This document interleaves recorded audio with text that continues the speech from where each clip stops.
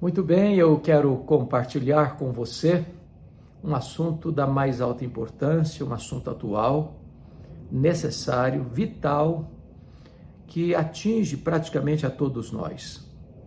Eu quero conversar com você como lidar e como vencer o problema da ansiedade. A ansiedade é considerado o mal deste século. A ansiedade atinge pessoas de todos os estratos sociais, de todas as faixas etárias, pessoas desde crianças aos velhos, desde os doutores aos analfabetos, desde os religiosos e os não religiosos. Todos nós, num dado momento da vida, lidamos com o problema da ansiedade num grau maior ou menor. O apóstolo Paulo, mesmo preso em Roma, na sua primeira prisão, ele escreve uma das suas cartas, a carta aos Filipenses, que é a carta da alegria. E nesta carta, Paulo lida com este assunto. E no capítulo 4, versos 6 e 7, ele diz assim: Não andeis ansiosos de coisa alguma. Em tudo, porém, sejam conhecidas diante de Deus as vossas petições, pela oração e pela súplica, com ações de graças. E a paz de Deus, que excede todo o entendimento, guardará o vosso coração e a vossa mente em Cristo Jesus. Aqui, Paulo vai tratar de alguns assuntos muito importantes. Primeiramente, ele tem uma ordem a dar: não andeis ansiosos. Ou seja, a ansiedade, ela tem alguns aspectos que eu passo a destacar. Primeiro, a ansiedade é inútil. Inútil porque você não melhora o seu performance para amanhã ficando ansioso hoje. Ansiedade é quando você antecipadamente começa a sofrer por um assunto que talvez venha a acontecer, mas que nem sempre acontece. 70% dos assuntos que nos deixam ansiosos hoje nunca vão acontecer. Então, quando você antecipa o problema e começa a sofrer por ele, ficando ansioso, em vez de você resolver o problema, você se enfraquece para enfrentar o possível problema. É inútil. Ele não fortalece você, ele drena as suas energias e as suas forças. Em segundo lugar, a ansiedade ela é prejudicial, porque ocupar-se de algo que não está ocorrendo é uma insensatez, é uma tolice. Se o problema vai acontecer, nós vamos ter que encará-lo, vamos ter que enfrentá-lo. Porém, antecipar um problema, ruminar esse problema, perder noites de sono, viver inquieto e desassossegado, como se o problema já estivesse batendo à sua porta ou enfiando os seus tentáculos em você, não é sábio, não é prudente, não é produtivo. Eu me lembro que, certa feita, eu estava no seminário ainda, quando me levantei pela madrugada e fui ao bebedouro, porque tinha um bebedouro que ficava no final do corredor. E eu estou caminhando lentamente para não incomodar os colegas que estavam certamente dormindo naquela hora da madrugada, quando passo pelo quarto de um colega e a porta aberta e ele chorando, e chorando convulsivamente. Apressadamente eu entrei e disse: o que está ocorrendo? Tem alguém doente da sua família? Alguém morreu na sua família? E ele me respondeu em lágrimas: eu estou com medo da minha mãe morrer.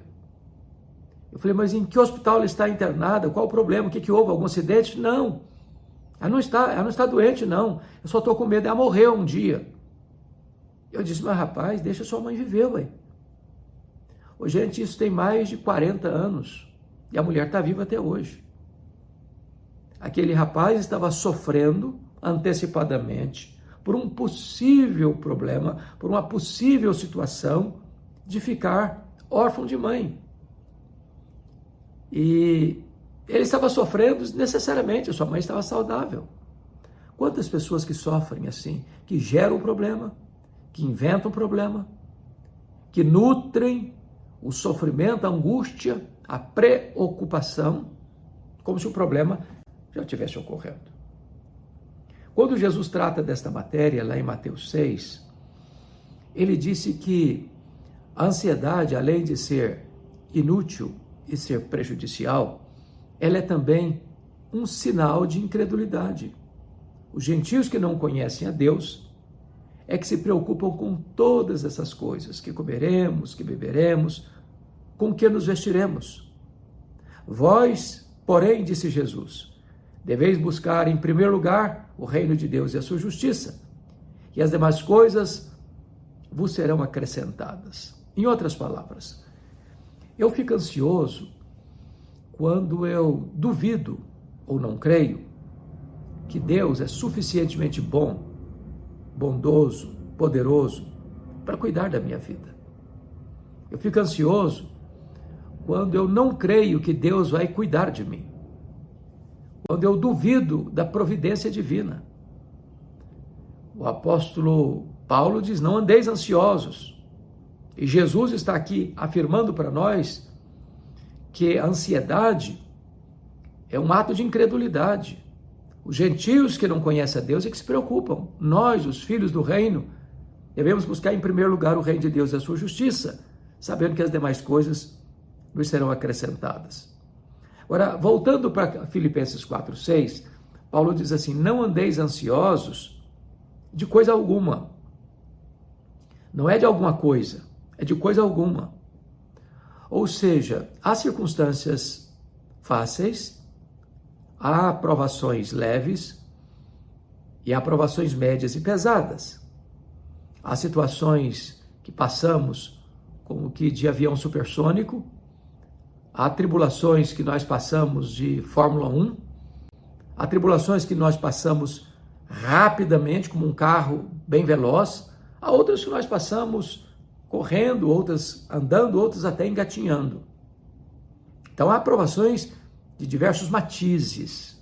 Eu não sei que tipo de luta você está enfrentando hoje. E às vezes, quando você está enfrentando um problema, a mania nossa é de achar que o nosso problema é o maior do mundo, que nós somos as vítimas do universo, que ninguém sofre como nós estamos sofrendo. E Pedro diz que nós não devemos estranhar o sofrimento que nos ocorre, porque irmãos nossos estão sofrendo as mesmas coisas mundo afora. É só você reunir 10 pessoas numa sala e pedir para cada um contar a sua história. E você vai se surpreender e perceber que tem gente que está sofrendo mais do que você. Então, Paulo diz assim, não andeis ansiosos de coisa alguma. O próprio Paulo estava preso, acusado pelos seus irmãos, algemado. Depois de enfrentar tantas lutas na vida, ele já tinha sido perseguido em Damasco, ele já tinha sido rejeitado em Jerusalém, ele já tinha sido açoitado em Filipos, ele já tinha sido apedrejado em Listra, ele já tinha sido escorraçado de Tessalônica e Bereia, ele já tinha sido chamado de tagarela em Atenas, ele já tinha sido chamado de impostor em Corinto e enfrentado feras em Éfeso, ele já tinha sido preso em Roma e acusado em Cesareia, ele já tinha enfrentado um naufrágio para Roma e picado por uma cobra em Malta. Ele estava em Roma preso, algemado, trazendo no seu corpo as cicatrizes do sofrimento. Mas esse homem está feliz, está alegre. Está recomendando aos crentes de Filipos assim, não andeis ansiosos de coisa alguma. Bom, mas eu sei que a ansiedade é um problema que atinge pessoas em graus diferentes, de formas diferentes e de idades diferentes. A ansiedade atinge até as crianças hoje. Eu, certa feita, cheguei na igreja e tinha uma criança brincando, sozinha, num canto lá. E eu me aproximei dela, brincando com ela, e disse, filha, que vidona, hein? Ela voltou-se brava para mim e disse, o senhor é que pensa. Até as crianças estão estressadas. Também puderas hoje, a criança faz 4 anos, já se bota uma mochila nas costas dela e haja agenda. Parece que acabou o período das brincadeiras, da fase pueril. Nós vivemos numa sociedade extremamente estressada, corrida, com tanta agenda. E as pessoas estão ansiosas. Os adolescentes estão ansiosos. Os jovens estão ansiosos. Os casais estão ansiosos. Os velhos estão ansiosos, os ricos estão ansiosos, os pobres estão ansiosos. As circunstâncias podem variar, mas a ansiedade está lá com as suas garras, seus tentáculos enfiados em nós. A palavra ansiedade na língua grega significa puxar em direção oposta, apertando o pescoço, asfixiando. Ansiedade é estrangulamento das emoções. Há pessoas sufocadas, há pessoas que não dormem, há pessoas que não comem, há pessoas que comem demais, há pessoas que vivem num pesadelo mesmo acordadas, profundamente angustiadas por causa da ansiedade. E Paulo está aqui dando uma ordem: não andeis ansiosos de coisa alguma. Mas a questão é, qual é o remédio? Qual a saída? Qual a solução? Existe forma de se livrar da ansiedade? Como é que a gente lida com isso? Não é uma questão de comprar um remédio na farmácia e tomar, ou fazer um tratamento clínico, psicológico apenas. Eu sei que há momentos em que a ansiedade precisa de um acompanhamento médico bem preciso, de um especialista. Há momentos em que a situação se agrava de tal forma que é preciso de um tratamento medicamentoso. Mas Paulo nos dá aqui uma receita, como livrar-se da ansiedade.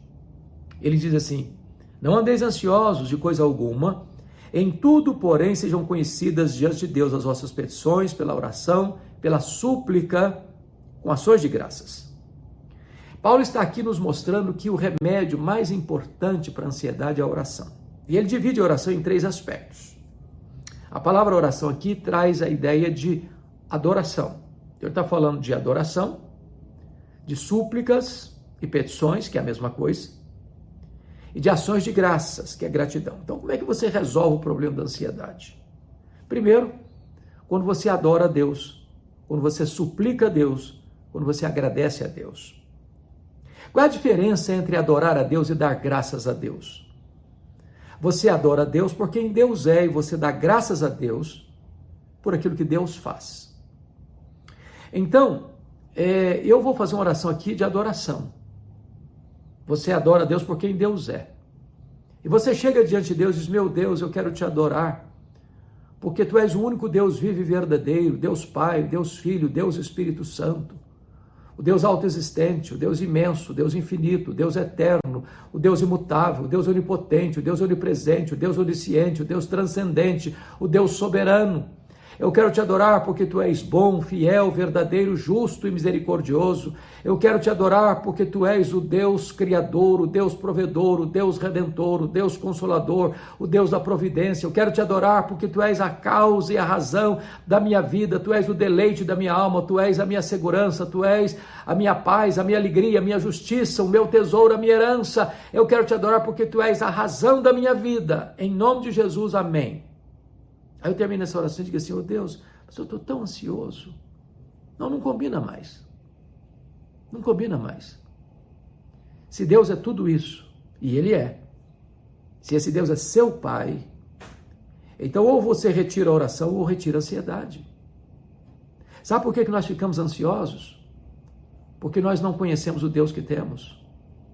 Quão poderoso Ele é, quão grande Ele é, quão majestoso Ele é, quão glorioso Ele é. Quando você vai para a obra da criação de Deus, a majestade de Deus, o profeta Isaías, no capítulo 40 do seu livro, diz que esse Deus é o Deus que mede as águas na concha da sua mão, é o Deus que pesa o pó das montanhas em balança de precisão, é o Deus que espalha as estrelas no firmamento e, por ser forte em força e grande em poder, nenhuma delas só vem a faltar. É o Deus que olha para as grandes nações da terra e considera todas elas como um pingo que cai num balde, como um pó numa balança de precisão, como um vácuo, como nada, como menos do que nada. Este é o seu Deus. Se você perguntasse, por exemplo, para um astrônomo, qual é o tamanho deste universo que Deus mediu a palmos? Ele vai responder para você: eu não sei exatamente. Nenhum homem sabe exatamente. O que eu sei, ele diria para você, é que esse universo tem mais de 93 bilhões de anos-luz de diâmetro. E o que significa isso? Significa que se você voasse à velocidade da luz, 300 mil quilômetros por segundo, nessa velocidade, você demoraria mais de 93 bilhões de anos para ir de uma extremidade à outra do universo. Pois o seu Deus é maior que o universo. Não há um centímetro desse universo, como disse Abraham Kuyper, que Deus não esteja presente. Que Deus não possa dizer: isso aqui é meu, eu criei isso aqui, estou aqui, sou dono disso aqui. Este é o seu Deus. Pergunte a um astrônomo quantas estrelas existem. Ele vai responder para você: eu não sei. Mas o que eles sabem é que há mais estrelas no firmamento que todos os grãos de areia de todas as praias e desertos do nosso planeta. Vá um dia à praia, encha a concha da sua mão de areia e tenha a paciência de contar quantos grãos de areia você consegue colocar na concha da sua mão. Pois há mais estrelas no firmamento que todos os grãos de areia de todas as praias e desertos do nosso planeta. Deus não apenas criou todas elas, Deus batizou cada uma delas pelo nome. E por ser forte em força e grande em poder, quando as chama pelo nome, nenhuma só delas vem a faltar. Este é o seu Deus. Você olha, por exemplo, para as grandes potências da terra, os grandes impérios do passado, Império Egípcio, Assírio, Babilônico, Medo-Persa, Grego, Romano. Você olha hoje para as grandes potências econômicas e militares da terra, Estados Unidos, China, Japão, Alemanha, França, Inglaterra, Brasil e outras tantas. Aos olhos deste Deus soberano, todas essas nações reunidas não passam de um pingo que cai num balde, um pó numa balança de precisão. Este é o seu Deus. E é este Deus que você, ao aproximar-se dele, adorando a ele, entende que ele tudo pode, que ele é soberano e que a sua vida está nas mãos dele. Não andeis ansiosos. Mas a segunda receita de Paulo para curar a ansiedade é que esse Deus é seu Pai e você pode suplicar a ele, pedir a ele, fazer petições a ele. E ele tem prazer em dar.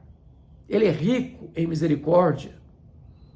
Ele quem cuida de você, nele vivemos, nos movemos e existimos. Ele quem nos dá a vida, a respiração e tudo mais. É Deus quem dá a vida, é Deus quem dá a saúde, é Deus quem dá a família, é Deus quem dá a inteligência, é Deus quem dá o trabalho, é Deus quem dá a proteção, é Deus quem dá a salvação, é Deus quem dá o consolo. Tudo provém de Deus. Ele cuida de você. Jesus chegou a dizer: se nós que somos maus sabemos dar boas dádivas aos nossos filhos, quanto mais o nosso Pai Celeste nos dará o Espírito Santo. Então aquiete o seu coração, aproxime-se de Deus, coloque a sua causa diante dele, a sua petição diante dele, a sua súplica diante dele, e quando você adora a Deus por quem Deus é, e você pede a Deus porque ele é seu Pai, não tem mais espaço para ansiedade. Mas em terceiro lugar, você precisa orar, não apenas adorando a Deus por quem Deus é, não apenas pedindo a Deus porque ele é seu Pai, mas você vai dar graças a Deus por aquilo que ele já tem feito na sua vida. Você consegue enumerar todas as bênçãos que você tem recebido de Deus? Nessa pandemia que passou, eu escutei muita gente dizendo: mas como é que eu posso dar graças se eu sofri tanto? Se eu fiquei doente, se eu vi algumas pessoas da minha família sucumbindo à pandemia, eu não tenho nada para dar graças. Então me permita fazer algumas perguntas. Quanto vale os seus olhos? O fato de você estar enxergando. Quanto vale os seus ouvidos? O fato de você estar ouvindo.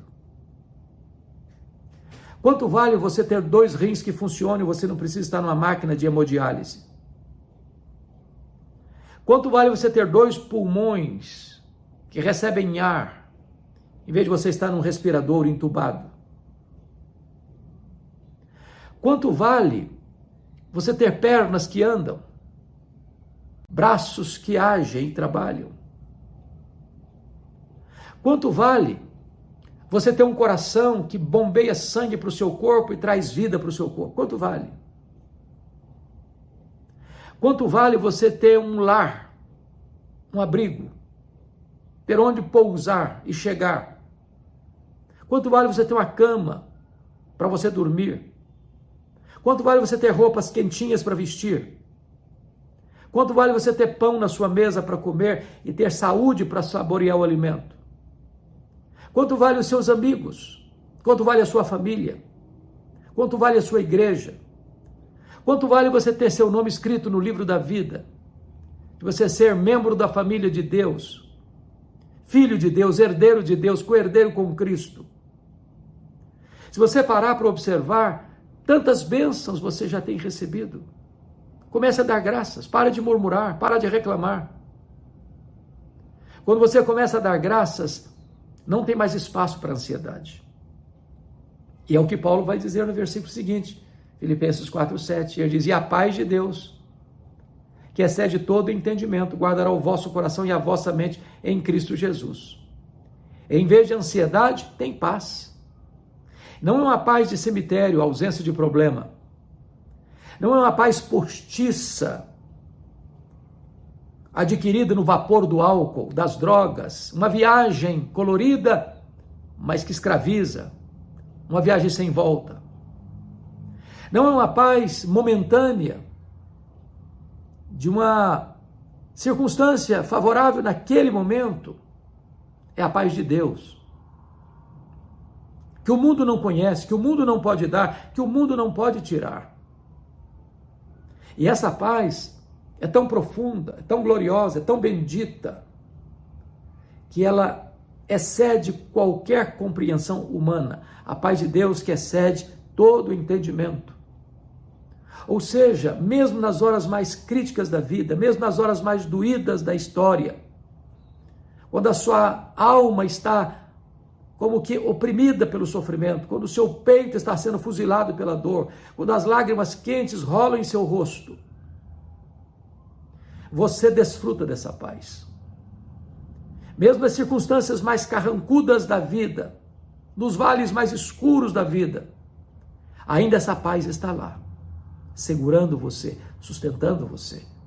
Porque não é uma paz qualquer, não é uma paz química, não é uma paz que você encontra nos remédios da farmácia, nas incursões da sua alma, nas meditações transcendentais. Isso não é autoajuda, isso é ajuda do alto.